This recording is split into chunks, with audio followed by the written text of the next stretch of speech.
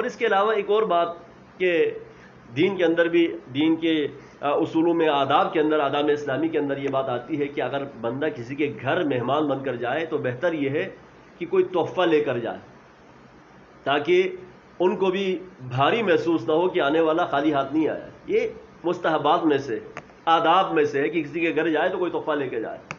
اور تحفے کی قیمت اور اہمیت تب ہوتی ہے جب میزبان کے ہاں وہ چیز جو آپ بطور تحفہ لے کے جا رہے ہیں وہ موجود نہ ہو، اس کی اہمیت بڑھ جاتی ہے۔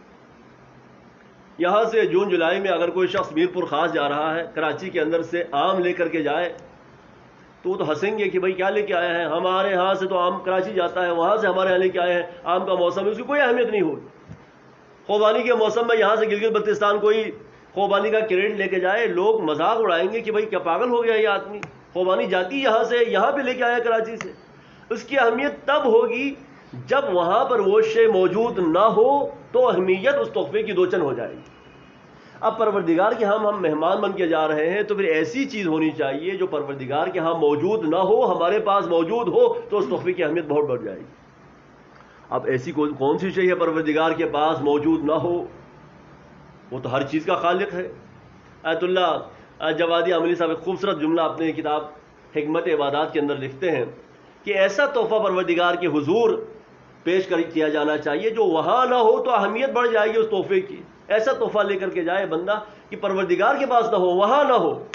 اب کیا شے نہیں ہے پروردگار کے پاس؟ ہر شے ہے پروردگار کے پاس، ایک چیز نہیں ہے پروردگار کے پاس جو بندے کے پاس ہے خدا کے پاس نہیں۔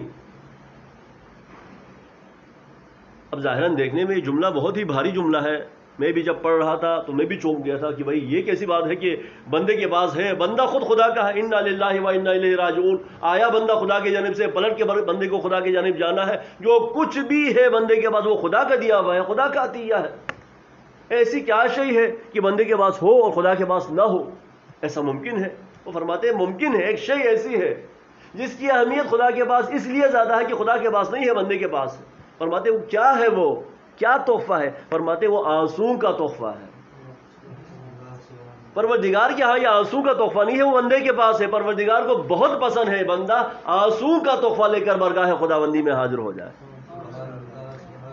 گریا کا تحفہ لے کر حاضر ہو جائے، توبہ و انابت کا تحفہ لے کر حاضر ہو جائے۔ پروردگار عالم اس گریے کو، اس توبے کو، ان آنسو کو بہت زیادہ پسند کرتا ہے۔ جو آنسو کا تحفہ لے کر پروردگار عالم کے حضور حاضر ہو جاتا ہے، پروردگار عالم اس تحفے کو کبھی بھی رد نہیں کرتا۔ اس کی اہمیت بہت زیادہ پروردگار عالم کے حضور ہے۔